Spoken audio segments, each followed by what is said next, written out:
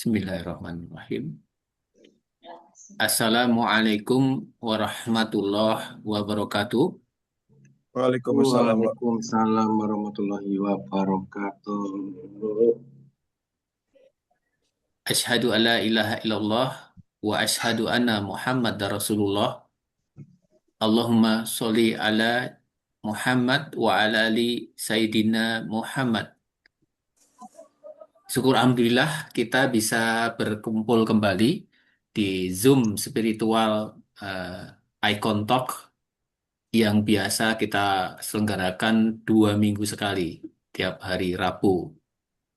Dan ini kita bersyukur kedatangan Pak Ustadz Teddy Putra dari Majelis Ridho Allah ya, dan dari Depok. Dari beliau sudah bersamai kita sejak tahun 2000.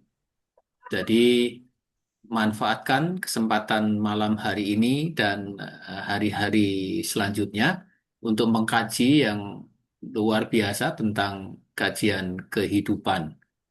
Mudah-mudahan bermanfaat. Baik, kita panggil Pak Ustadz Teddy sekaligus membuka acara pada malam hari ini. Silakan Pak Ustadz. Terima kasih Pak Agus. Assalamualaikum warahmatullahi wabarakatuh. Waalaikumsalam warahmatullahi wabarakatuh. Ustaz. Mari kita awali sama-sama kita membaca ta'awudz, basmalah, salawat kepada Nabi, kemudian kita membaca surat Al-Fatihah. Mari kita mulai. A'udzubillahi minasyaitonirrajim. Bismillahirrahmanirrahim. Allahumma sholli ala Sayyidina Muhammad wa ala ali Sayyidina Muhammad. Bismillahirrahmanirrahim. Alhamdulillahirabbil alamin. Ar-Rahmanirrahim. Maliki yaumiddin. Iyyaka na'budu wa iyyaka nasta'in. Ihdinas siratal mustaqim. Shiratal ladzina an'amta 'alaihim ghairil maghdubi 'alaihim waladdallin. Amin. Asyhadu an la ilaha illallah wahdahu la syarikalah wa asyhadu anna Muhammadar abduhu wa rasuluh. Allahumma sholli ala Sayyidina Muhammad wa ala ali Sayyidina Muhammad. Segala puji dan syukur kita haturkan kehadirat Allah, berkat rahmat karunia hidayahnya. Alhamdulillah pada malam hari ini kita masih dapat dipertemukan dalam keadaan sehat walafiat. Tak lupa salawat dan salam kepada junjungan kita Nabi besar Muhammad Sallallahu Alaihi Wasallam beserta keluarga dan pengikutnya hingga akhir zaman. Sebagai rasa syukur kita, mari sama-sama kita ucapkan hamdalah dan salawat kepada Nabi. Alhamdulillahirabbil alamin. Allahumma sholli ala Sayyidina Muhammad wa ala ali Sayyidina Muhammad. Terima kasih kepada Pak Agus, wabil khusus Bapak Edi Iskandar dan Bu Aceh, di mana telah memberikan kesempatan pada kami. Kita sama-sama thalibul ilmi, sama-sama saling mengingatkan, sama-sama saling kita berdiskusi. Jadi, seperti yang tadi disampaikan oleh Pak Agus, bahwa kajian kami ini bentuknya berupa ilmu kehidupan. Karena ilmu kehidupan, tentu kita membahasnya bukan hanya satu arah, bukannya saya menyampaikan, tapi kita berdiskusi, kita berdialog, kita sama-sama saling mengingatkan. Oke, di awal tadi sebelum kajian resmi dibuka, kita sudah bincang-bincang bahwa kondisi saat ini sedang mengalami musibah bencana demi bencana. Mulai dari Sumatera Barat, Sumatera Utara, sampai ke Aceh, dan polanya sama. Banjir yang diikuti oleh tanah, longsor, dan kayu, artinya berbahan batu. Nah, ini yang terjadi kondisi saat ini. Nah, dengan kondisi yang terjadi saat ini, itu ada beberapa kelompok, kita bilang kelompok atau kita kelompokkan ya. Jadi kelompok pertama, itu kelompok yang acuh, cuek lah bahasanya. Itu kan bukan terjadi di daerah saya. Bodo amat. Itu yang pertama. Oke. Yang kedua, ada kepedulian. Kemudian begini, Dia merasa, oh ini saudara kami juga, yuk kita bantu. Tapi tetap dia fokusnya itu adalah sama dia rutinitas dilakukan seperti biasa aja. Ya sibuk dengan pekerjaannya, kesibukan dengan kesibukan sehari-hari. Artinya dia nggak merubah sikap. Tapi ada kepedulian. Nah, yang ketiga, dengan adanya musibah seperti ini, di samping kepedulian terhadap yang tertimpa bencana, dia pun mempersiapkan dirinya. Nah, kira-kira mana Pak yang terbaik buat Pak Agus dan Haris ini? Satu, dua, apa yang ketiga? Yuk. Bisa Yang diulang? pertama, oke. Jadi di kondisi bencana seperti ini, secara umum di masyarakat kita ada satu orang yang nggak acuh, bahasanya cuek lah ya gitu ya. Ah bodo amat, bukan dari saya kok. Satu.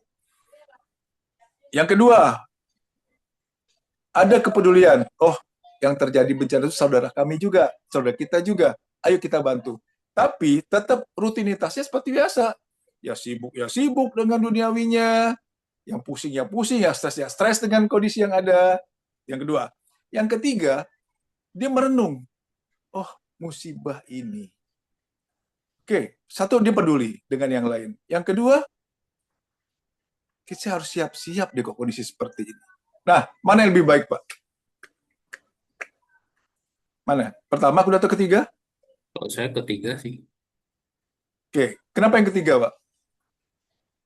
Ya harus melihat hikmah ya. Dan di balik itu kenapa itu bisa Tuh, terjadi. Untuk betul. kedepannya, Melihat, untuk anak cucu betul. kita. Kenapa kok ada kejadian bencana seperti ini? Memang secara ininya, sunatullahnya, memang kita ini berada tinggal di daerah yang memang rawan bencana.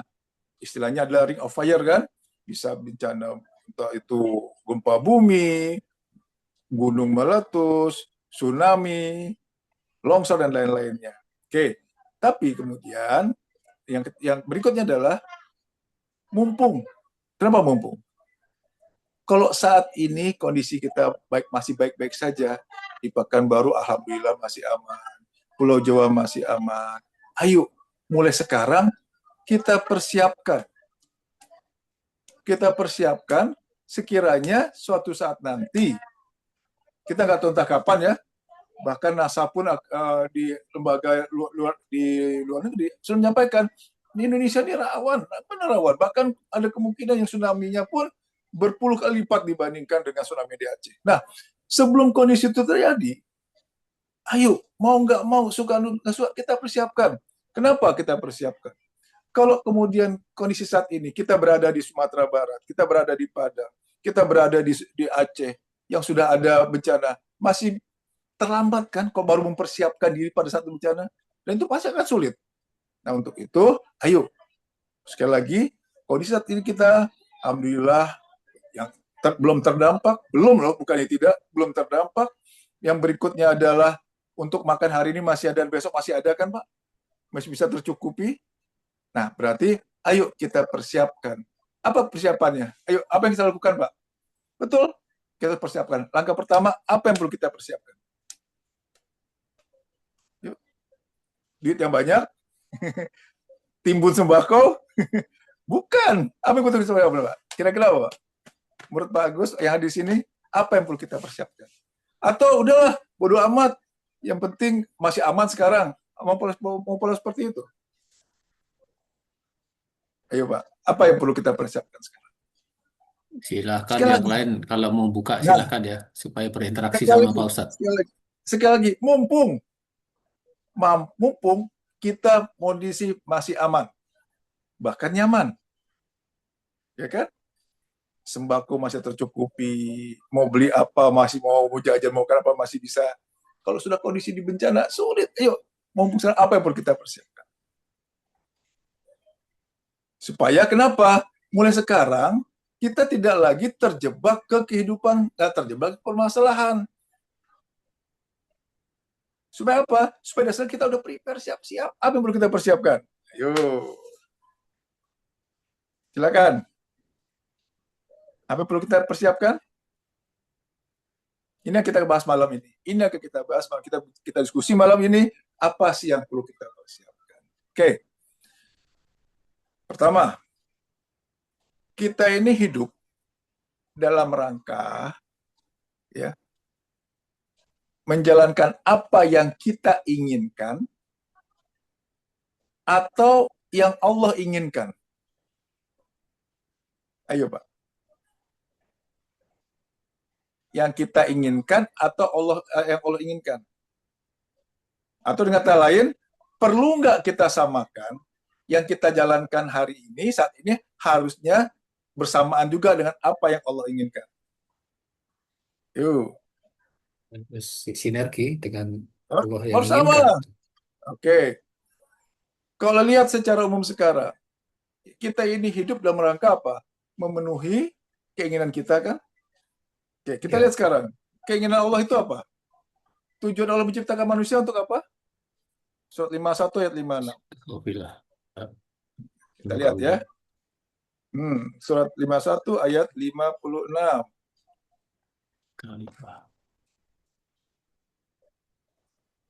Tujuan Allah menciptakan manusia itu untuk apa? Nah,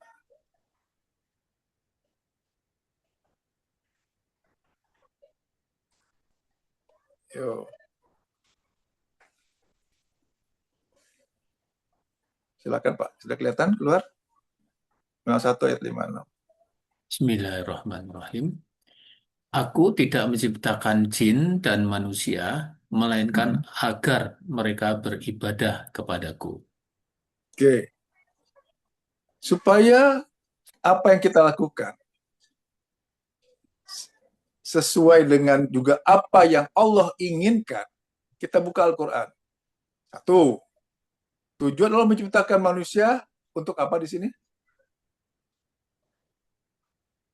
Beribadah. Beribadah.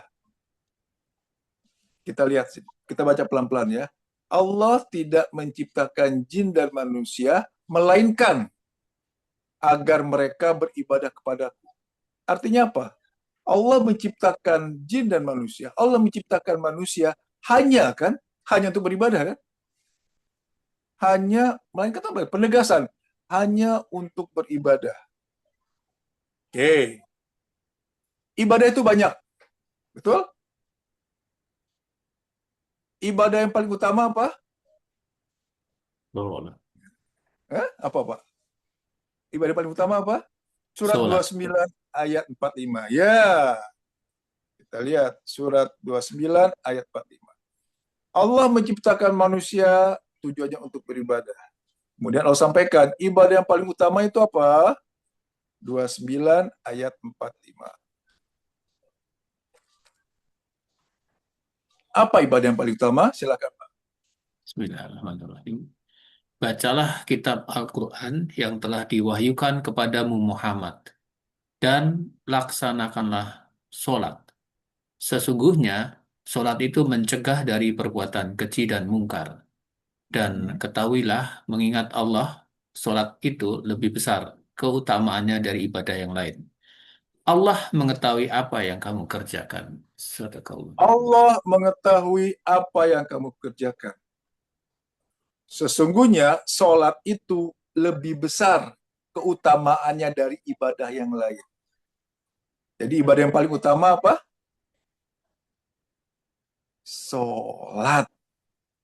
Kita diciptakan oleh Allah, manusia diciptakan oleh Allah untuk beribadah. Berarti saat ini kita fokus kemana harusnya Pak? Sholat ibadah ya. Sholat.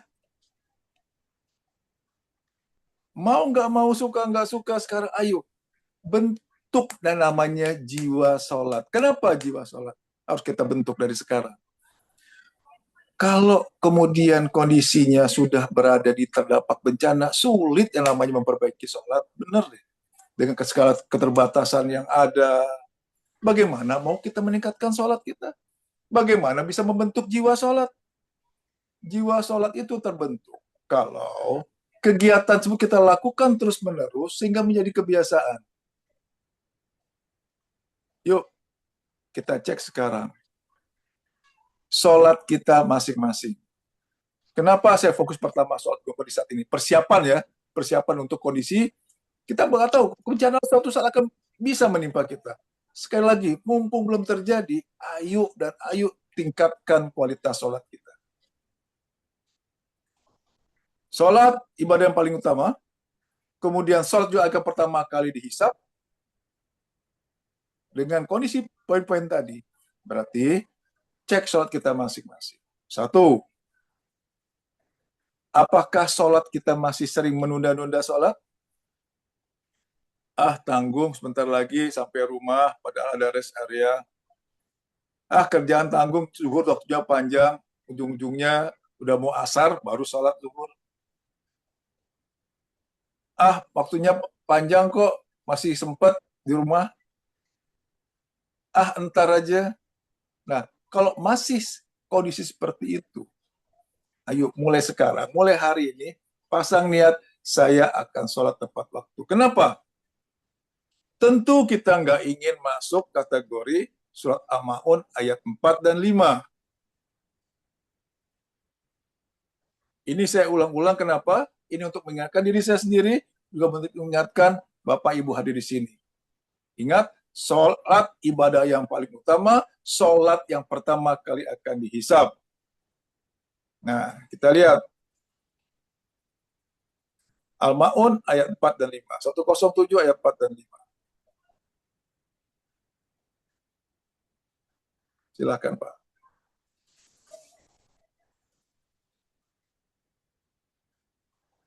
Bismillahirrahmanirrahim. Maka celakalah orang yang sholat, yaitu orang-orang yang lalai terhadap sholatnya. Oke, ayat ini menjelaskan dia sholat atau enggak, Pak? Sholat itu. Sholat, dia sholat. Tapi celaka. Kenapa? Yaitu walaupun dia sholat, tapi kok masuk kategori lalai, maka celaka. Maka celaka. Kalau orang yang sholat, dia sholat. Kalau enggak sholat, kalau tidak sholat celaka wajar. Tapi ayatnya Allah menegaskan, dia sholat tapi celaka. Itu siapa? Orang yang lalai terhadap sholatnya. Lalai yang pertama adalah menunda-nunda sholat. Itu dulu. Ingat, sekarang kita sedang persiapan bagaimana caranya supaya kita benar-benar siap apapun yang terjadi nanti.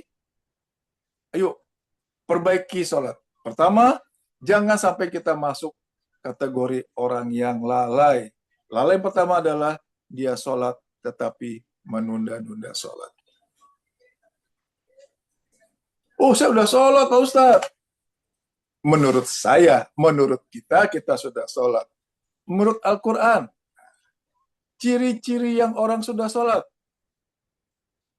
Apa cirinya? Surat 70 ayat 19. Kita lihat. Menurut saya sudah sholat. Menurut Allah,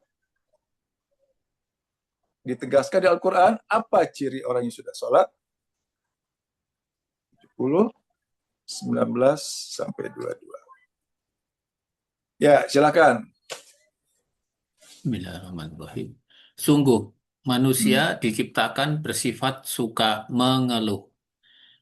Apabila dia ditimpa kesusahan, dia berkeluh kesah. Dan apabila mendapat kebaikan atau harta, dia jadi kikir. Terus? Kecuali orang-orang yang melaksanakan sholat. Nah, ayo, introspeksi di kita masing-masing. Masih sering ngeluh nggak? Betul. Allah sampaikan, sungguh itu apa? Benar, manusia itu memang diciptakan suka mengeluh. Dikasih permasalahan, dikasih ujian, dikasih penyakit, ditimpa masalah-masalah, keluarganya mungkin bermasalah, keuangannya bermasalah, dia berkeluh kesah. Dikasih kemudahan rezeki, jadi pelit. Kecuali orang yang melaksanakan sholat. Kalau kira-kira masih ada mengeluhnya nih Pak, bagus. Kita masih ada mengeluh. Itu kira-kira sudah sholat atau perlu diperbaiki sholatnya Pak? Ya, diperbaiki. Perlu diperbaiki kan? Kenapa? Ciri jelas. Maka sekarang ayo kita ingat-ingat diri kita sendiri masing-masing. Kalau masih ada sering mengeluhnya, masih ada mengeluhnya aja. Berarti ayo terus perbaiki sholat, walaupun kita merasa sudah sholat. Kemudian, apabila mendapat kebaikan, harta jadi kikir, jadi pelit. Pada saat ibu-ibu, mungkin sini ada ibu ya, ikut pengajian, atau bapak-bapak sholat Jumat, apa nama itu, tromol ya, kotak amal jalan, kotak berjalan. Di dompet ada uang 2.000, ada uang 50.000, ada uang 100.000. Uang mana yang masuk? Itu kira-kira pelit gak ya? 2.000. Iya kan? 2.000 lagi yang masuk. Nah kalau masih seperti itu, ayo perbaiki sholat. Kan kita udah tahu, yang namanya sedekah itu Allah akan lipat gandakan. Nggak akan miskin. Kan kita pun tahu, sedekah itu dengan yang terbaik atau yang terburuk, Pak? Yang terbaik sedekahnya. Dengan yang paling kita cintai, kan kita punya ayatnya. Berarti, kalau masih ada kondisi-kondisi seperti poin-poin yang saya sebutkan tadi, ayo perbaiki kualitas sholat, perbaiki sholat kita. Kenapa? Kalau mau memperbaiki nanti, di mana sudah ada bencana sulit, untuk hidup normal aja sulit, makan aja sulit, apalagi memperbaiki kualitas sholat. Nah, mumpung sekali lagi, kondisi masih baik seperti ini, ayo, terus dan terus perbaiki kualitas sholat. Yang pertama, jangan menunda-nunda sholat. Kenapa? Menunda sholat berarti masuk kategori lalai. Lalai berarti celaka. Yang kedua, sholat tuh harus fokus, pikiran jangan jalan-jalan. Bagaimana caranya? Ada di kajian saya sebelumnya, bagaimana sholat menuju khusyuk atau fokus. Yang ketiga, sholatlah sesuai dengan syarat rukunnya sholat. Yang paling mudah, paling umum adalah rukun sholat itu menyebutkan ada namanya tumaninah. Masih cepat-cepatkah sholat kita? Tumaninah itu apa? Berhenti sejenak. Karena sholat dari gerakan ucapan, berarti ada tenangnya, ada berhenti sejenak antara dua ucapan. Berhenti sejenak antara dua gerakan. Kalau sholat kita masih cepat-cepat, hati-hati. Tumaninah itu rukun. Rukun itu harus. Di atas wajib malah. Kalau nggak dilakukan, berarti nggak sah ibadahnya. Pada saat ruku, contoh sederhana, apakah sudah tumakninah kita mengucapkannya? Udah benar-benar? Atau masih subhana rabbiyal azim subhana rabbiyal azim sujud subhana rabbiyal a'la wa bihamdihi atau subhana rabbiyal a'la. Tenang, subhana rabbiyal a'la. Mana yang lebih tepat? Yang pertama atau yang kedua? Tentu yang dengan tumakninah itu, Pak. Itu aja dulu. Ayo mulai sekarang perbaiki kualitas sholat kita. Mumpung sekali lagi kita masih dalam kondisi yang aman, belum terdampak bencana. Jadi poin pertama, fokus ke sholat. Poin yang kedua apa? Kondisi saat ini, apa yang perlu kita persiapkan? Ketakwaan. Setuju Pak Agus? Ayo kita tingkatkan ketakwaan kita, kan gitu ya? Ya. Oke. Sekarang, yuk kita bahas. Takwa itu apa? Kesan minta kan? Apa? Patuh, taat. Oke, terus taat. Langkah-langkahnya. Detail loh Pak Al-Quran. Satu persatu dijelaskan. Takwa itu adalah ini 1, 2, 3. Jelas. Satu poin per poinnya jelas. Takwa itu adalah 1, 2, 3 ada Pak. Yang kajiannya bulan lalu kita bahas takwa itu berdasarkan Al-Baqarah ayat 2 sampai 5. Sekarang yuk kita bahas takwa itu berdasarkan surat Ali Imran ayat 133 sampai 135. Jadi kajian kita ini bukan hanya sekedar teori, tapi kita praktek. Kenapa? Suatu ilmu itu akan bermanfaat kalau ilmu tersebut bisa kita praktekkan dan kemudian bermanfaat pada saat kita menjalani kehidupan. Ingat, umur kita terbatas. Ilmu di luar sana banyak banget. Karena umur kita terbatas, betul-betul pilihlah yang mana memang bermanfaat pada saat untuk kita menjalani. Oke, kita buka Ali Imran ayat 133. Ya, silakan Pak. Detail di sini. Bismillahirrahmanirrahim. Dan bersegeralah kamu mencari ampunan dari Tuhanmu dan mendapatkan surga yang luasnya seluas langit dan bumi yang disediakan bagi orang-orang yang bertakwa. Oke, bagi orang yang bertakwa. Siapa yang orang yang bertakwa? Ayat berikutnya. Yaitu orang-orang yang berinfak, baik di waktu lapang maupun sempit, dan orang-orang yang menahan amarahnya dan memaafkan kesalahan orang lain, dan Allah Terus. mencintai orang yang berbuat kebaikan. Nah, terus ayat Dan berikutnya. juga orang-orang yang apabila mengerjakan perbuatan keji atau menzolimi diri sendiri, segera mengingat Allah, lalu memohon ampunan atas dosa-dosanya. Dan siapa lagi yang dapat mengampuni dosa-dosa selain Allah? Dan mereka tidak meneruskan perbuatan dosa itu, sedang mereka mengetahui. Tuh, Sadaqallah. detail kan Pak? Jelas kan? Takwa itu apa? Jadi bukan hanya sekedar. Nah, oke, kita lihat lanjut ayat berikutnya. Balasan bagi mereka ialah ampunan dari Tuhan mereka dan surga-surga yang mengalir di bawahnya sungai-sungai. Mereka kekal di dalamnya. Dan itulah sebaik-baik pahala bagi orang-orang yang beramal. Jadi pengertian takwa itu bukan hanya sekedar menjalankan perintah Allah, meninggalkan larangan Allah. Itu penjelasan zaman kita kecil. Ya, tingkatkan. Jelas di sini. Ali Imran ayat 133 135. Siapa orang yang bertakwa? Satu, orang yang berinfak baik di waktu lapang maupun sempit. Kalau berinfak di waktu rezeki kita sedang banyak, wajar.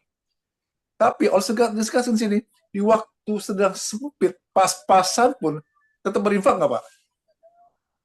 Harus berinfak. Tetap. Kenapa? Kalau ingin meningkat ketakwaannya. Ingat, Allah tidak melihat jumlahnya yang besar, tapi Allah melihat apakah dia istiqomah atau tidak, ikhlas atau tidak dia. Jadi yang pertama apa? Berinfak atau bersedekahlah di waktu lapang maupun sempit. Sedekah yang terbaik waktunya kapan Pak Agus? Tubuh. Subuh pagi hari. Ke masjid, bawa. Ingat sekali lagi, Allah lebih menyukai sesuatu yang dilakukan secara terus-menerus dengan kata istiqomah, walaupun jumlahnya sedikit, ketimbang jumlahnya besar. Tapi sekali-sekali, sedekahnya, infaknya hanya Jumat. Ingat ya? Oke, jadi mulai sekarang, ayo rutinkan yang namanya berinfak atau bersedekah di waktu lapang ataupun sempit. Jelas di sini, di waktu lapang maupun sempit. Jadi bukan hanya kalau pas rezeki banyak, ya enggak, itu wajar. Justru kondisi saat ini, taruhlah mungkin di antara kita ada yang sedang pas-pasan, itulah Allah akan melihat. Istiqomah nggak dia? Tetap nggak dia berinfak? Poin yang pertama. Oke, poin yang kedua. Orang-orang yang menahan amarahnya dan memaafkan kesalahan orang lain. Oh, berarti meningkatkan apa ini Pak? Sabar kan? Menahan amarah dan memaafkan kesalahan orang lain. Oke, sekarang bagaimana prakteknya? Sebelum tidur,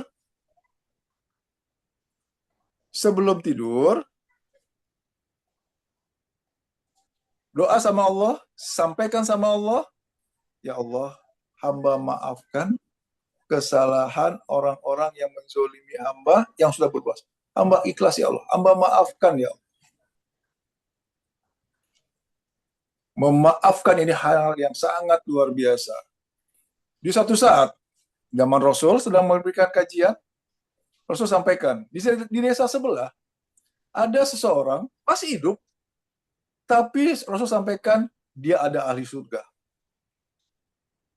Bayangkan, masih hidup, tapi sudah disampaikan Rasul bahwa si fulan tadi ahli surga. Nah, kalau dengan info seperti itu, apa yang dilakukan, Pak? Cari tahu kan? Cari tahu apa sih yang dilakukan si fulan tadi, sehingga Rasul sampaikan dia adalah ahli surga. Oke, para sahabat datang ke desa yang disebutkan oleh Rasul, dicari orang. Ketemu, ada. Dan diperhatikan. Hari pertama, sama-sama aja, ibadah standar-standar aja, nggak ada bedanya. Hari kedua begitu juga. Hari ketiga sama, nggak ada bedanya. Akhirnya sahabat sampaikan, hai fulan, kami kesini ini sebenarnya info dari Rasul bahwa Anda termasuk ahli surga. Kaget dong dia kan? Wah, tapi yang anehnya, kami lihat ibadah Anda sama-sama aja kok. Ya sholatnya begitu juga, ya sedekahnya sama. Nggak, aktivitasnya nggak ada beda jauh. Sama. Lantas apa kegiatan? Apa ibadah yang Anda lakukan, tapi kami nggak tahu. Apa yang disampaikan? Sebelum tidur saya maafkan semua orang-orang yang menzolimi saya, yang memfitnah saya, yang pernah menyakiti saya. Luar biasanya memaafkan. Yang namanya tadi tindakan sebelum tidur ya. Kita anggaplah kegiatan memaafkan. Itu mudah atau sulit sih, Pak? Butuh biaya nggak? Gratis, Enggak. Pak Ustadz. Iya. Tinggal sekarang mau apa enggak, itu aja. Wah, enak aja Pak Ustadz. Dia kan udah fitnah saya. Nah, itu pilihan. Sekali lagi pilihan. Oh, saya kan ditipu berat, Pak Ustadz. Enak aja saya maafin dia. Nah, mau memaafkan, mau tidak, itu sudah terjadi. Nggak bisa diperbaikin lagi. Kalau nggak dimaafkan, misalkan gitu ya udah, nggak akan dapat kebaikan. Udah rugi dunia, akhirat pun nggak dapat. Tapi begitu memaafkan, apa yang terjadi? Disitulah poin untuk meningkatkan ketakwaan kita. Bonusnya apa tadi? Pahala loh yang luar biasa. Surga. Ada tadi kan di ayat yang 136-nya. Sekarang tinggal pilihannya mau atau enggak maafkan. Mau apa enggak melakukannya. So simple kan Pak? Saya rasa doa itu nggak sampai 1 menit kok. Ya kan? Kau perlu sebutin namanya. Si Fulan A, si Fulan B. Saya maafin ya Allah. Saya ikhlas, saya maafin ya Allah. Ingat, jangan sampai rugi bolak-balik. Apa rugi bolak-balik itu? Dunianya rugi, akhiratnya pun nggak dapat. Kan rugi bolak-balik, Pak. Ya? Oke. Sebelum saya lanjut, ada yang ditanyakan? Ntar kita masuk ke poin berikutnya.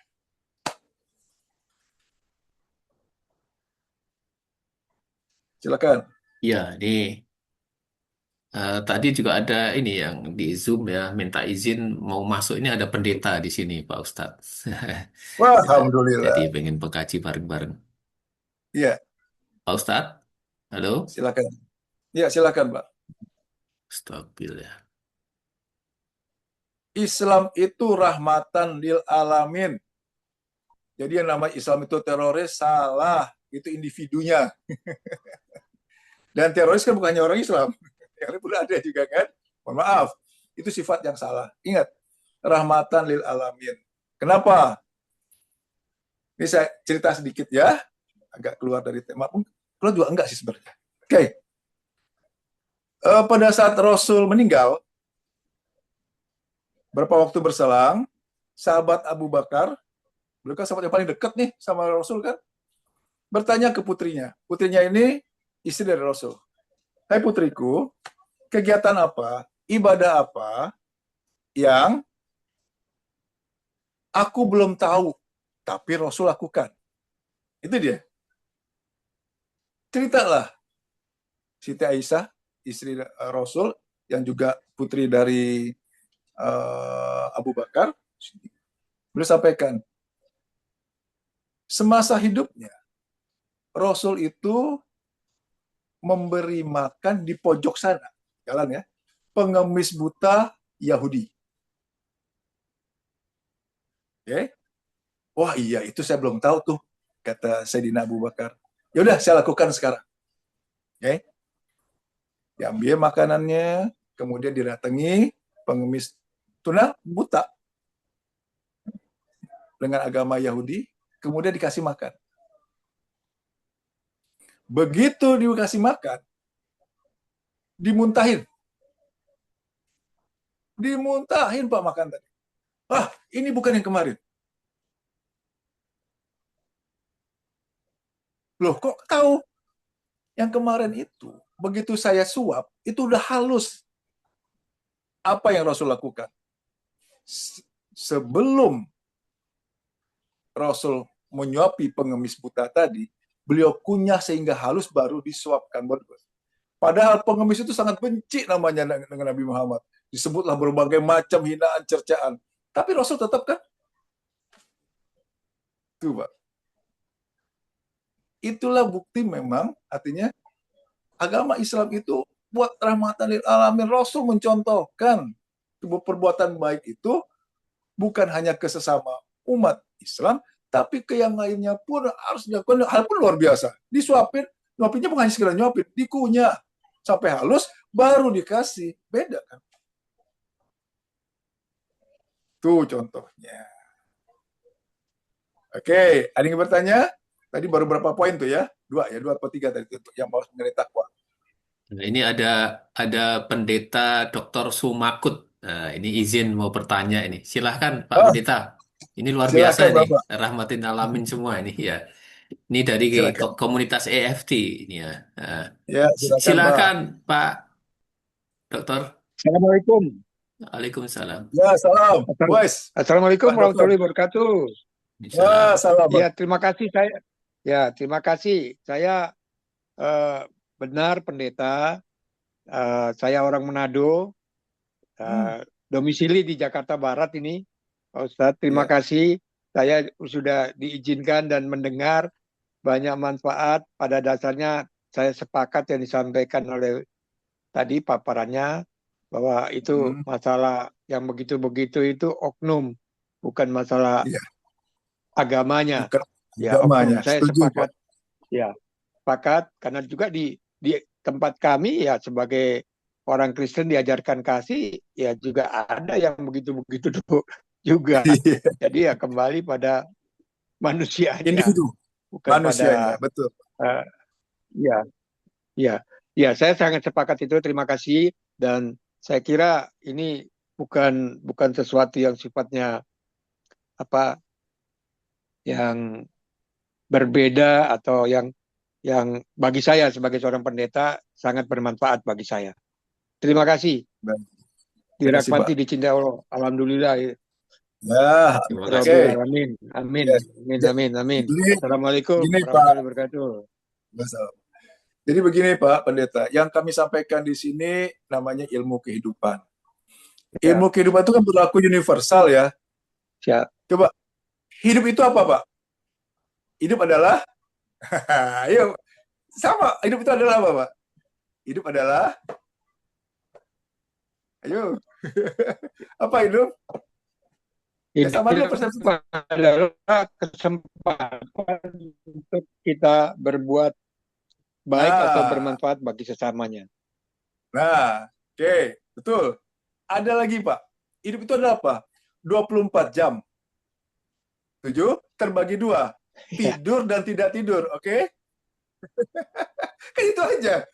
Nah, kalau bicara tidur, udahlah, kita nggak usah bicarakan. Kita nggak bisa ngapa-ngapain sana.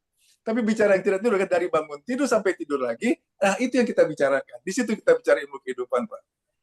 Dari kita bangun tidur sampai tidur lagi. Nah, ini yang tersampaikan. Nah, karena ini ilmu kehidupan, maka yang kami sampaikan di sini, Al-Quran tersebut bukan hanya sekedar teori, mohon maaf, bukan hanya sekedar dibaguskan bacaannya, silahkan, tapi ingat, Al-Quran itu adalah pedoman untuk seluruh manusia, menjadi petunjuk dan berkah bagi orang yang meyakini. Yang namanya petunjuk berarti kan bukan hanya sekedar dibaca kan, tapi dipakai pada saat kita menjalani kehidupan, kita pakai pada saat kita menjalani permasalahan demi permasalahan hidup. Ada bermasalah dengan keuangannya, ada bermasalah dengan kesehatan, ada bermasalah dengan keluarga. Nah, ayat-ayat yang ada dalam Al-Quran inilah yang menjadi petunjuk. Namanya petunjuk, tolong.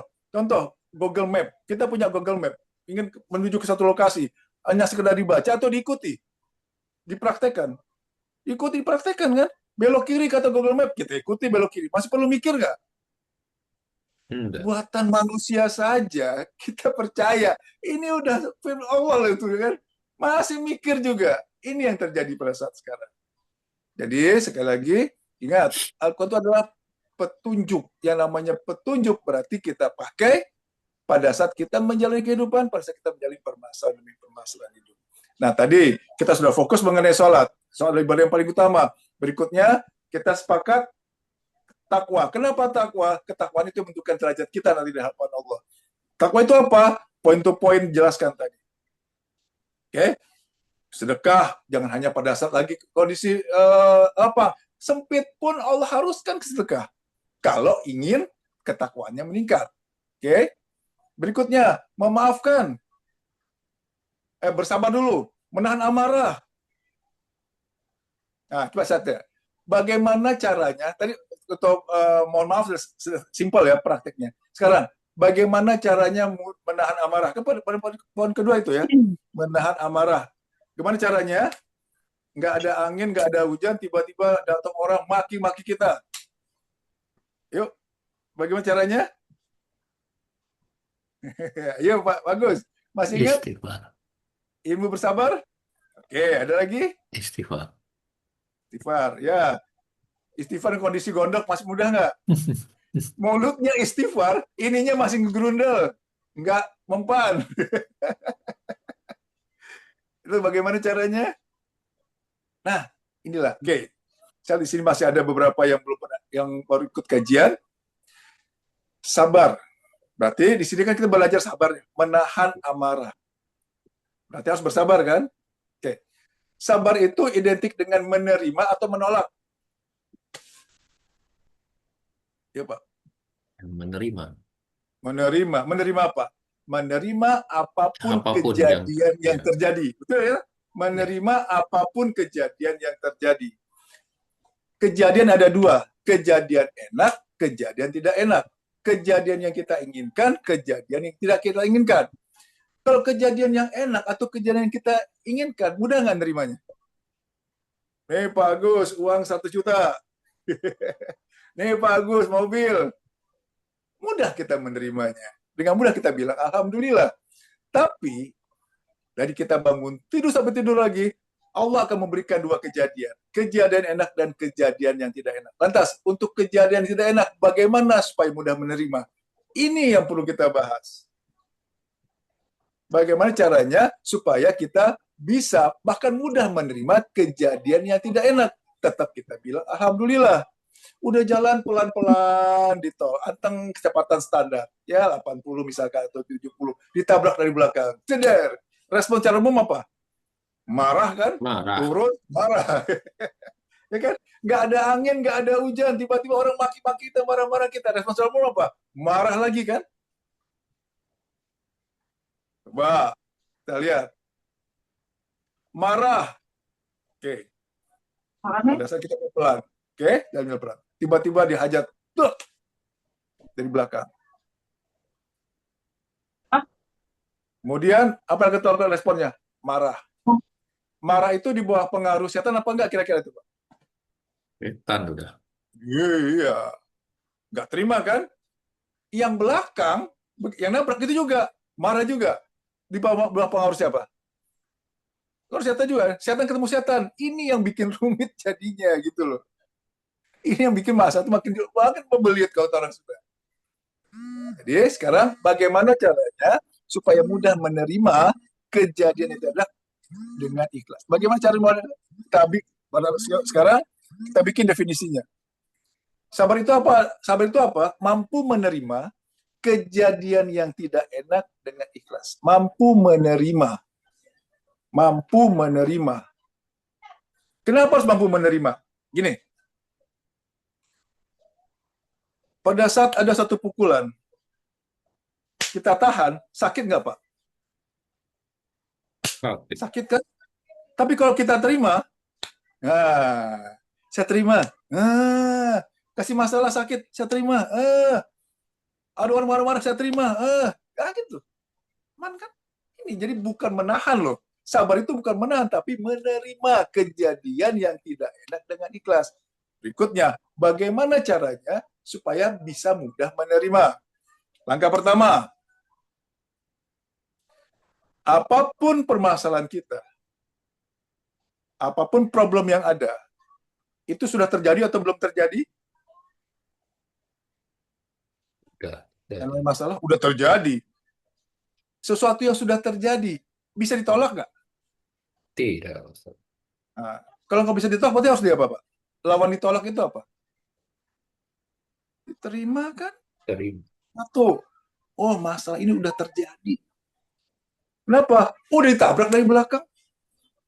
Kenapa? Oh saya udah dimaki-maki kok. Nggak bisa ditolak lagi. Sesuatu yang sudah terjadi karena nggak bisa ditolak. Mau nggak mau, suka nggak suka, berarti ya terima. Saya terima ya. Saya terima. Kalau itu masih sulit, langkah yang kedua. Apapun kejadian terjadi, pasti atas izin Allah nggak? Pasti. Oke. Apa dasarnya? Surat Yasin ayat terakhir. Apapun kejadian tersebut adalah kewenangan Allah. Berarti Allah mengizinkan maka kejadian itu tidak terjadi. Allah tidak mengizinkan maka nggak terjadilah kejadian itu. Berarti izin Allah dulu atau kejadian dulu, Pak? Mana lebih dulu? Kejadian atau izinnya Allah? Ayo, mana lebih dulu? Izin. Izin. Ya, izin. Berarti yang sekarang dilihat itu adalah kejadiannya atau izinnya yang perlu kita lihat. Izin kan? Izin. Kenapa kok Allah mengizinkan kan gitu kan? Nah, oke. Pada saat Allah mengizinkan kejadian itu terjadi, Allah itu Maha Pengasih, Maha Penyayang. Pada saat Allah mengizinkan kejadian itu, maksud Allah itu baik atau buruk? Baik. Sempurna atau ngawur? Sangat sempurna. Pada saat Allah mengizinkan itu terjadi, dan itu ada sempurna, dan pasti baik, bahkan terbaik buat kita, walaupun kita belum tahu baik yang di mana, yang wajar diterima apa ditolak? Diterima. Yang namanya terima bilangnya apa? Alhamdulillah. Nah, itu. Jangan lihat kejadiannya. Jangan lihat orangnya yang nyebelin. Tapi lihatlah itu sudah atas izin Allah. Geser. Kalau selama ini kita fokus ke orangnya, ke kejadiannya sulit untuk menerima, bener deh. Kesel, kecewa, marah. Tapi lihat, oh ini atas izin Allah. Pada saat Allah mengizinkan, pasti masalah itu baik. Walaupun saya belum tahu baik di mana, saya terima ya Allah. Alhamdulillah. Secara akal, secara logika, pada saat kita jalan pelan-pelan, ditabrak dari belakang, marah atau kita bilang terima? Terima. Kesel, kecewa, marah. Secara akal. Secara keyakinan, oh ini sudah atas izin Allah. Allah mengizinkan pasti masalah itu baik. Walaupun saya belum tahu di mana. Nah inilah, pada saat terjadi perbedaan seperti itu, mana dipakai? Akal kita atau keyakinan kita? Ini, Keyakinan. Jadi mulai sekarang, berlatihlah bagaimana caranya melihat bahwa itu sudah atas izin. Maksud Allah itu apa ya? Karena kalau melihat dari sudut pandang kita difitnah, kita ditipu, dan lain-lainnya, kesel, kecewa, marah. Kalau kita lihat dengan kacamata kita. Tapi lihat tadi, apapun kejadian yang terjadi pasti atas izin Allah. Pada saat Allah mengizinkan, pasti terukur dan pasti baik. Kenapa? Janji Allah adalah surat 4 ayat 40. Kita lihat, apa janji Allah? 4 ayat 40.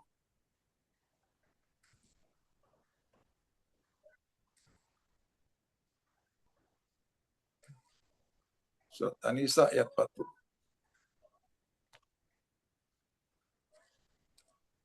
Iya, silakan Pak.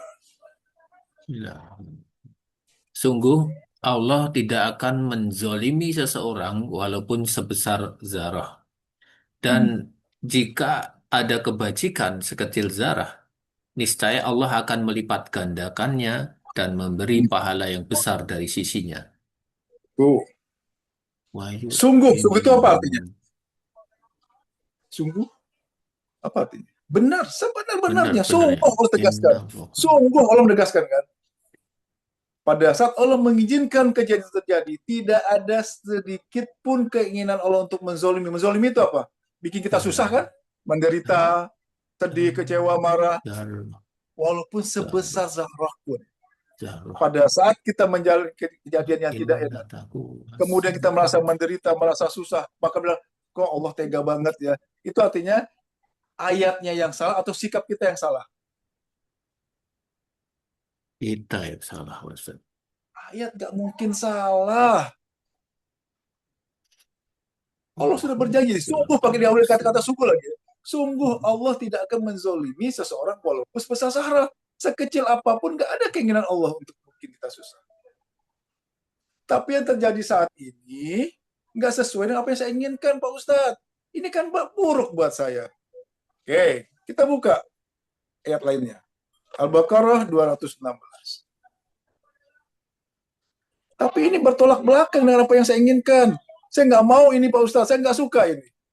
Apa statement Allah? Al-Baqarah 216. Silakan, Pak. Diwajibkan atas kamu berperang, padahal itu tidak menyenangkan bagimu.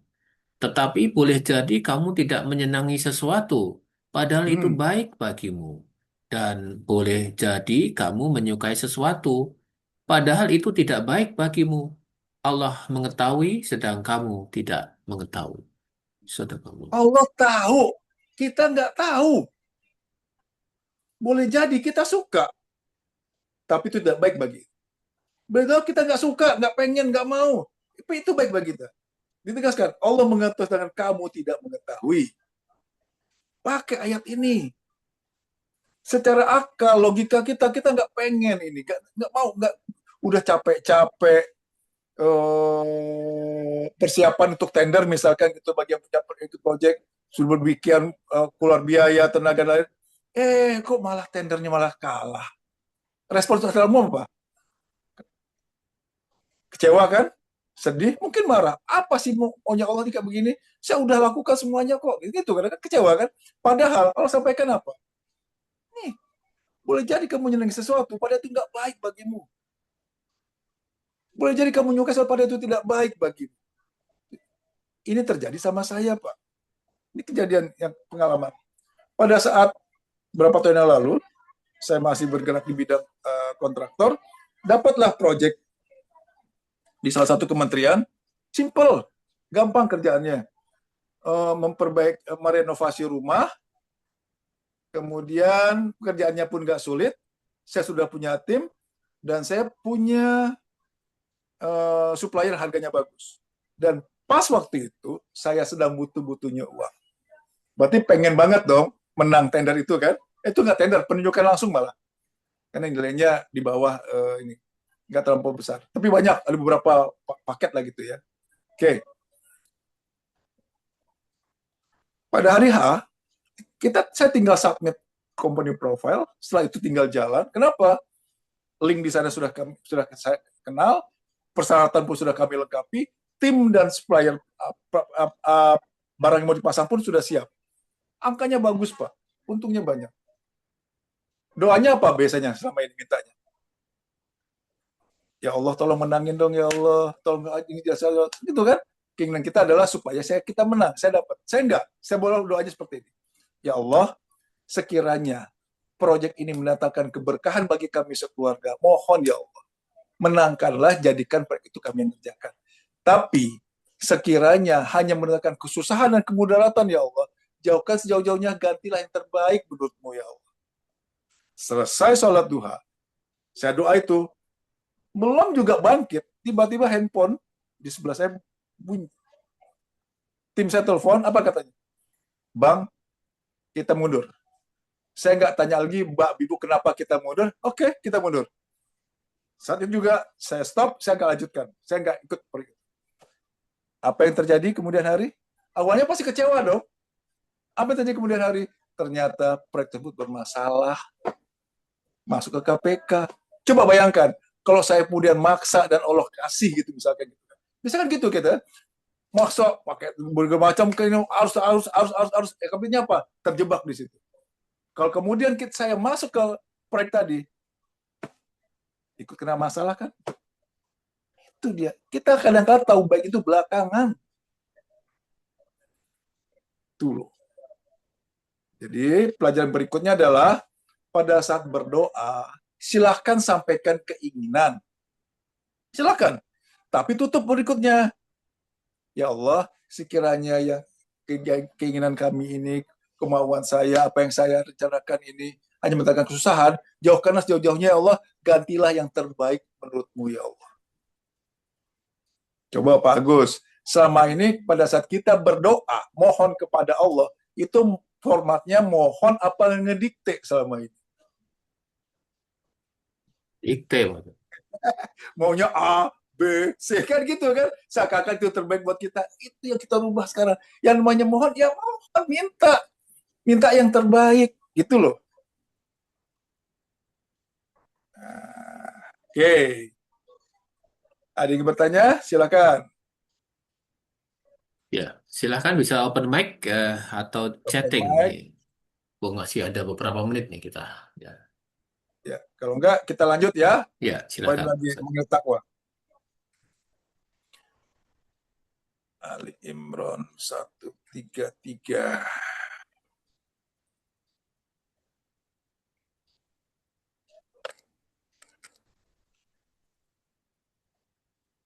Oke, tadi sudah ya. Memakan sudah. Nah, oke, berikutnya. Tadi sudah kan. Siapa orang yang bertakwa? Satu. Orang yang berinfak baik lapang maupun sempit. Satu. Dua, orang yang menahan amarah. Tadi saya sampaikan bagaimana metodenya supaya kita bisa menerima kejadian yang gak enak. Oke? Jangan lihat orangnya, jangan lihat kejadian, lihat izin Allahnya. Yang kedua, ini sudah terjadi nggak bisa saya tolak. Mau nggak mau, saya harus menerima. Mau suka nggak suka, saya terima ya Allah. Pasti masalah itu baik. Yang kedua, yang ketiga, memaafkan kesalahan orang lain. Bagaimana prakteknya? Tidur nanti, sampaikan kepada Allah, saya maafkan ya Allah. Sebutin nama-namanya. Apa janji Allah? Allah mencintai orang yang berbuat kebaikan. Dicintai manusia aja enak, senang apalagi cintai Allah ya. Nah, berikutnya. Nah, ini dia. Dan juga orang yang apabila mengerjakan perbuatan keji atau menzalimi segera mengingat Allah. Lalu mohon ampunan atas dosa-dosanya. Bagaimana prakteknya? Kita praktek sekarang. Ya, kemana prakteknya Pak Agus? Mohon ampun kan? Yang diajarkan, disampaikan oleh Pak Antono, guru kami, handphone punya alarm kan? Ya. Setting sejam sekali bunyi dia. Bunyi kan sejam sekali. Tujuannya apa? Supaya membiasakan diri untuk kita mohon ampun pada Allah. Temanya adalah 1 menit bersama Allah. Maka mungkin nggak sampai. Coba kita praktekkan. Pada saat alarm handphone berbunyi, apa yang lakukan pertama? Matiin dulu alarmnya. Tuh nggak dimatiin tuh bunyi terus dia tuh, ya kan? Matikan dulu alarmnya, baru kemudian doa. Mohon kepada Allah. Ya Allah, ya Rahman, ya Rahim, ya Allah, ya Maha Pengasih, Maha Penyayang, mohon ya Allah, ampunilah dosa hamba ya Allah, baik yang disengaja maupun tidak disengaja, dosa dari kami lahir sampai saat ini ya Allah, ampuni seluruhnya ya Allah. Amin. Berikutnya, tambah doanya. Ya Allah, ya Rahman, ya Rahim, ridhoilah hamba ya Allah, ridhoi kami ya Allah, untuk dapat mewujudkan, membuat orang lain bahagia, MOB, membuat Allah bahagia, dan membuat baginda Rasul bahagia. Pak, MOB, membuat orang lain bahagia. Jadi, itu dilakukan dari jam ke jam. Nggak nyampe 1 menit kan. Tapi manfaatnya luar biasa. Buktikan ya. Janji Allah itu tepat sini. Ya. Jadi, mohon ampun, sekaligus berdoa, 1 menit bersama Allah. Bagaimana caranya? Berlatihlah hidupkan alarm dari jam tiap jam. Kalau sudah terbiasa, udah nggak perlu pakai alarm juga nggak apa-apa. Ini kan melatih kebiasaan. Jiwa mohon ampun tidak akan terbentuk kalau kita lakukan hanya sekali-sekali. Jiwa terbentuk kalau perbuatan baik kita lakukan secara terus-menerus sehingga menjadi kebiasaan. Dan melakukannya tentu dengan senang hati. Walaupun itu perbuatan baik, tapi tidak dilakukan terus-menerus, sehingga tidak menjadi kebiasaan, gak akan membentuk jiwa yang baik. Oke, kita ingin jiwa mohon ampun tadi kan. Pada saat kita ingin memiliki jiwa mohon ampun, berarti mohon ampun tadi, lakukanlah secara terus-menerus sehingga menjadi kebiasaan. Simpel aja kan. Ini kan praktek-praktek yang nggak sulit. Tinggal sekarang mau apa enggak. Itu aja. Mau praktek atau hanya sekedar pengetahuan. Saya sudah praktekkan ini, hasilnya luar biasa. Benar, janji Allah itu maha tepat, maha ini. Udahlah. Ingat, lakukan hal-hal baik ini mumpung sekali lagi kita belum berada di ranah yang bencana. Kalau sudah berada di bawah bencana, sulit untuk belajar. Demikian juga sebaliknya. Kalau kondisi saat aman sekarang, kita sudah berlatih, sehingga menjadi kebiasaan. Pada saat kondisi apapun, jadi terbiasa nggak Pak? Kondisi sulit pun kita akan terbiasa nggak? Mohon ampun. Biasa. Ayo. Sebaik-baiknya manusia adalah yang bermanfaat untuk orang lain. MOB, membuat orang lain bahagia. Tuh. Orang lain bahagia, Allah senang nggak? Allah bahagia nggak? Oh, Allah bahagia, otomatis Rasul, baginda Rasul bahagia nggak? Ingat, kita butuh syafaat Rasul nanti di yaumil akhir. Tuh.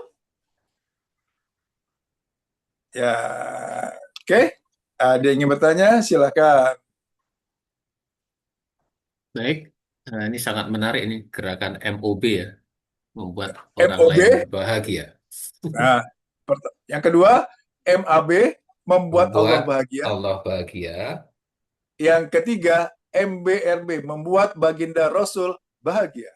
MBRB, membuat baginda Rasul bahagia. Tuh. Kenapa MOB-nya di depan? Membuat orang lain bahagia itu kan sederhana, simple kan Pak, gampang kan? Kenapa? Manusia tuh kelihatan. Kita mau ngapain langsung bisa. Bukan dalam arti membahagiakan Allah itu sulit, enggak. Tapi membahagiakan manusia itu lebih mudah. Betul kan? Membuat orang senang itu gampang, nolong orang itu senang. Sebaik-baiknya manusia adalah yang bermanfaat bagi orang lain. Tuh, memberikan solusi. Pak Agus, misalkan dengan profesinya, memberikan kemudahan orang untuk berangkat umroh, berangkat haji. Orang senang berangkat, wah luar biasa Pak. Orang itu senang, Allah senang kan? Allah bahagia kan? Yeah. Allah senang, Allah bahagia, otomatis baginda Rasul pun akan bahagia. Oke, ada yang bertanya? Silakan. Ini prakteknya udah jelas tadi ya, poin-poinnya ada loh prakteknya. Tinggal sekarang, apakah hanya sekedar pengetahuan, sekedar tahu, atau mulai kita praktek.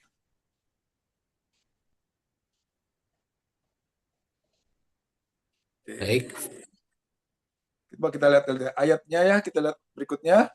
Oh, masih ada 11 menit lagi.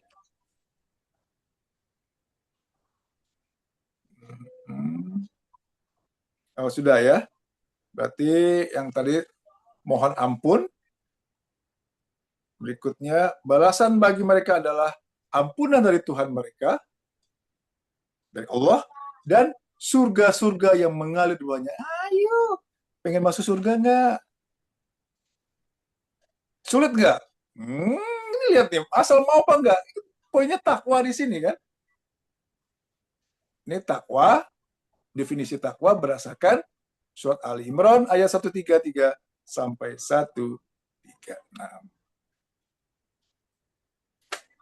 Yuk, silakan. Mana yang belum jelas kita diskusi. Poin-poinnya apa saja yang belum jelas? Iya, ini luar biasa ini kajian malam hari ini ya. Cukup runtut ya dari kita bangun pagi, kemudian pagi siap jam kita ngapain, sampai kita mau tidur lagi karena Ada, ya kan Pak? ada rupanya Betul. memang ada tingkat kesadaran ya yang terus-menerus yang kita harus lakukan dan diasah. Itu dia Pak. Nah, Tingkat ini kesadaran terus menerus hingga menjadi iya, kebiasaan kan? ini kalau tanpa mentor atau guru memang tidak mudah karena atau komunitas ya, karena berat. Apalagi ini alhamdulillah udah ada wadahnya ya kita ya. Tinggal bagaimana kita mau eh, melakukan ini secara terus-menerus dan kontinu gitu, Pak Ustadz. Baik. Ya, Kalau hal-hal tadi kita lakukan, itu kira-kira jiwa kita tenang atau gelisah? seharusnya tenang Pak. Tenang dong yang kita lakukan tadi Harus kan. tenang. Nah, kita lihat apa yang Allah sampaikan mengenai jiwa yang tenang. Surat 89 ayat 27 sampai 30. Nah, kita buka suratnya. 89 27 sampai 30. Ya, silakan dibaca Pak. Bismillahirrahmanirrahim. Wahai jiwa yang tenang, kembalilah kepada Tuhanmu dengan hati yang ridho dan diridhoinya. Maka masuklah ke dalam golongan hamba-hambaku dan masuklah ke dalam surgaku. Oke. Syarat untuk masuk surga, jiwa yang gelisah atau jiwa yang tenang? Ayo. Saat masuk surga, jiwa yang tenang atau jiwa yang gelisah? Jiwa yang tenang kan? Mutmainah. Mutmainah. Jiwa yang tenang itu pada saat kita meninggal nanti, pada saat kita mati nanti, harus dalam kondisi jiwa yang tenang nggak? Harus. Iya, Kenapa? harus tenang. Wahai jiwa yang Iya. tenang, kembalilah kepada Tuhan. Berarti kan pada saat kita meninggal nanti kan, dengan hati, ya, dengan hati yang ridho dan diridhoinya. Berarti kalau jiwa kita tenang, Allah ridho. Ada gangguan Berikutnya ini ya apa? Pak Ustadz ya. Masuklah ke dalam golongan hamba-hambaku. Masuklah ke dalam surga. Ayo kita balik. Jiwa yang tidak tenang, itu Allah ridho nggak? Tidak Pak Masuk Ustadz. masuk golongan hamba-hamba Allah nggak? Masuk surga atau masuk neraka? Di laundry dulu kan? Di laundry dulu kan? Nah, pada kenyataannya, secara umum sekarang, secara umum aja kita lihat, itu akan membuat kita tuh tenang atau gelisah. Faktor ekonomi, sisi kesehatan, lingkungan, keamanan, ayo mana? Membuat jiwa kita tenang atau gelisah? Kok kita fokus ke kondisi saat ini? Gelisah kan? Yang kerja gelisah, apakah bisa diperpanjang apa enggak kontraknya? Yang udah gajian, yang gajinya tanggal 5, tanggal 5 berikutnya sudah koma, tanggal 6-nya, kan itu gelisah kan? Kalau itu terjadi gelisah, berikutnya apa? Meninggal nanti. Masuk surga atau masuk neraka? Di laundry dulu. Hati-hati, jiwa yang gelisah itu bukan hal yang wajar manusiawi, enggak. Jiwa yang gelisah itu menjadi syarat kalau kita ingin masuk ke golongannya Allah, kelompoknya Allah, Allah ridho, kemudian Allah masuk surga. Bagaimana cara berlatihnya? Tadi saya sampaikan, jiwa yang tenang, jiwa yang baik itu nggak akan jadi spontanitas.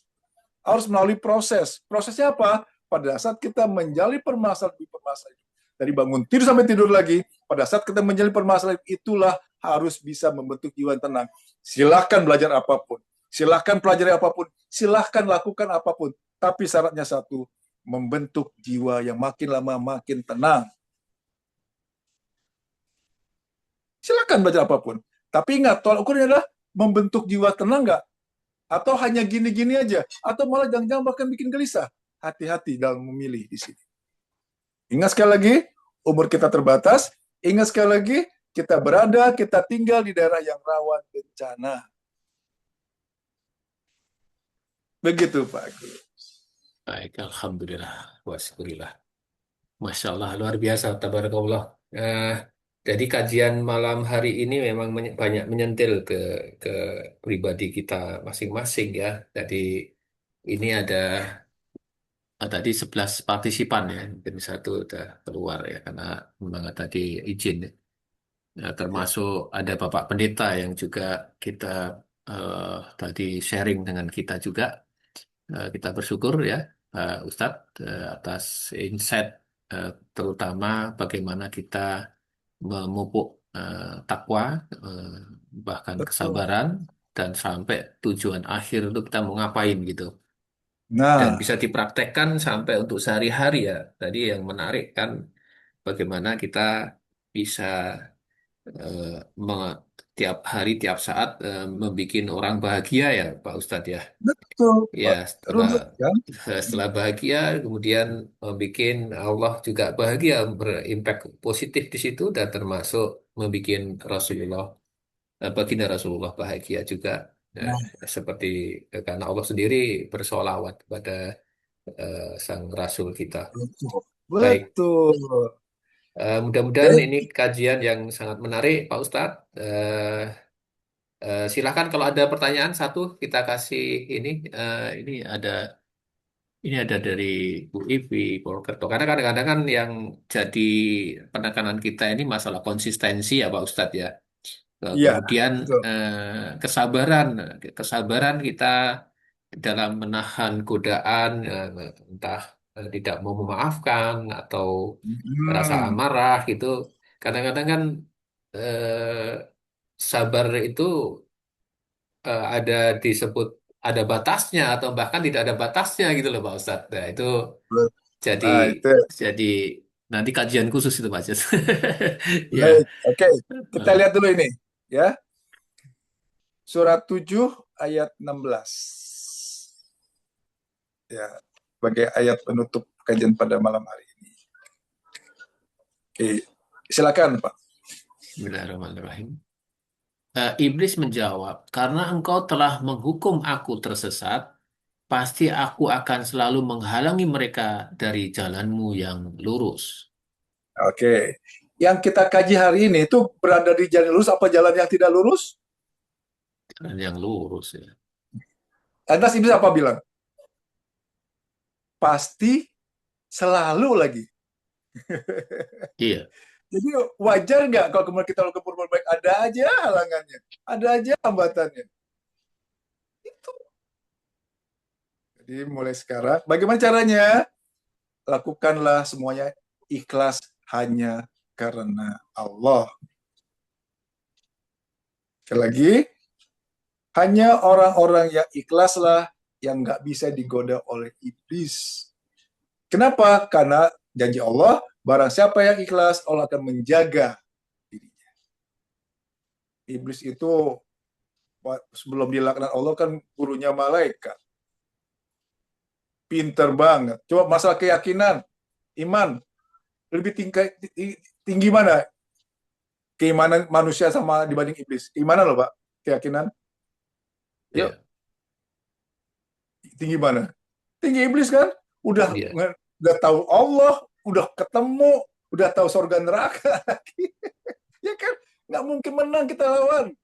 Nggak ada pilihan lain kecuali hanya ikhlas. Hanya, jadi mau nikah sekarang, apapun aktivitas ibu bapak yang akan lakukan, niatkan, saya lakukan ini semata-mata hanya karenamu ya Allah. Mau berhasil, mau enggak, mau seperti apapun, terserah. Mau nikah niat, hanya karena Allah, bismillah jalan. Ah, gitu. Jadi, kalau kemudian, kok ada aja hambatannya, wajar. Justru berhati-hatilah kalau kemudian kita melakukan suatu perbuatan baik, ya, kok aman-aman aja, lancar-lancar itu kira-kira lurus atau belok tuh, Pak? Kok aman-aman aja, nggak ada hambatan? Yuk. Lurus. Hati-hati. Kalau kita melakukan perbuatan baik, kemudian lancar-lancar aman-aman aja, waspadalah. Kenapa? Berarti itu boleh belok. Kenapa? Dibiarin sama iblis. Udah belok ini kok. Melenceng satu derajat aja, nyampe nggak, Pak? Enggak. Melenceng satu derajat aja udah belok kan? Belok. Hati di sini. Tapi kemudian kok bawaannya males, kok ada aja. Ah, itu wajar itu. Kenapa wajar? Iblis tadi pasti dan selalu menghalangi. Begitu. Pas 9.30. Baik, terima kasih Pak Ustadz atas Kita kajian tutup pada dengan doa maghrib. ya Pak ya. Silahkan Kita tutup dengan doa ya. ditutup ya Pak Ustaz. Kita dengan doa. Jadi formatnya adalah doa. Kita sampaikan, kita baca surat Al-Fatihah yang nanti akan kita sampaikan kepada yang satu persatu yang akan kita tuju. Jadi polanya bukan kita hadiahkan Al-Fatihah ini untuk si fulan atau yang lain, tapi kita mohonkan kepada Allah agar Allah yang menyampaikan kepada yang akan kita tuju satu persatu nanti. Baik, mari kita istighfar 3 kali, kita mohon ampun kepada Allah. Astagfirullahaladzim, astagfirullahaladzim, astagfirullahaladzim. A'udzu billahi minasyaitonirrajim. Bismillahirrahmanirrahim. Allahumma sholli ala sayyidina Muhammad wa ala ali sayyidina Muhammad. Ya Allah, Engkau yang Maha Pengasih lagi Maha Penyayang, kami mengucapkan surat Al-Fatihah. Mohon ya Allah, fadilahnya disampaikan kepada junjungan kami, Nabi besar Muhammad sallallahu alaihi wasallam beserta keluarganya. Al-Fatihah. Bismillahirrahmanirrahim.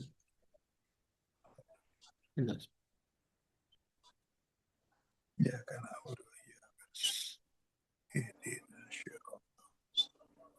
syiratal ladzina ghairil maghdubi.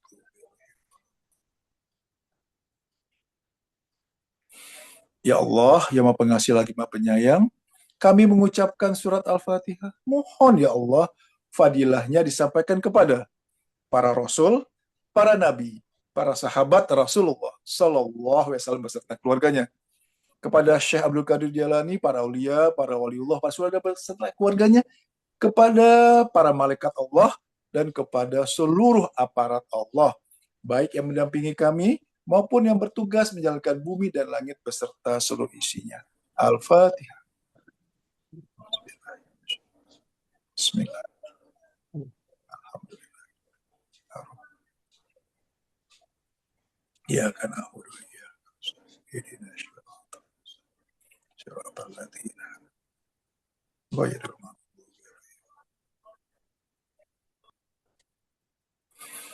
Ya Allah, yang Maha Pengasih lagi Maha Penyayang, kami mengucapkan surat Al-Fatihah. Mohon ya Allah, fadilahnya disampaikan kepada guru kami, Bapak Antono Basuki bin Prawira Hartono beserta keluarganya, dan juga Bapak Edi Iskandar berikut keluarganya, dan guru-guru kami yang lainnya.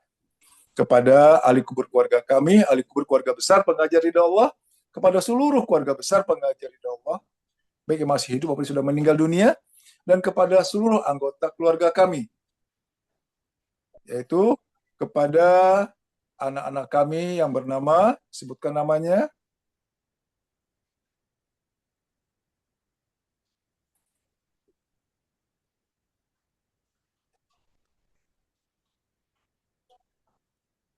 pada istri atau suami kami yang bernama, sebutkan namanya, dan kami yang hadir di sini, sebutkan namanya, nama kita masing-masing. Wabil khusus juga mohon ya Allah, fadilahnya disampaikan kepada kedua orang tua kami dan kedua mertua kami, kepada ibu kandung kami yang bernama, sebutkan nama ibu kita masing-masing,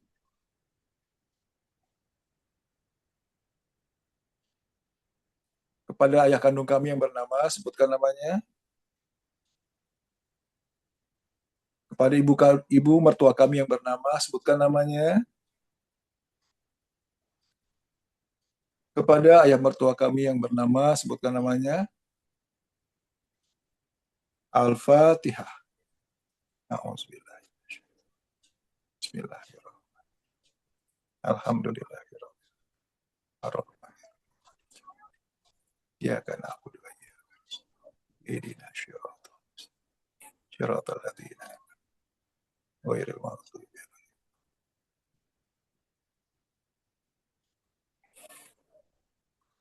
Mari sekali lagi kita bacakan surat Al-Fatihah. Mohon keikhlasannya. Ya Allah, yang Maha Pengasih lagi Maha Penyayang, kami mengucapkan surat Al-Fatihah, mohon ya Allah, fadilahnya disampaikan kepada saudara-saudara kami yang saat ini terdampak bencana, baik yang berada di Aceh, Sumatera maupun yang berada di Padang, Sumatera Barat. Wabil khusus juga kepada saudara kami yang saat ini tertindas, terdolimi, yang berada di Palestina, Gaza, dan sekitarnya. Al-Fatihah. Bismillah. Alhamdulillah. Ar-Rahmanir-Rahim. Ya kana abudu wa iyyaka nasta'in. Siratal ghairil maghdubi. Silakan lanjutkan dengan doanya masing-masing.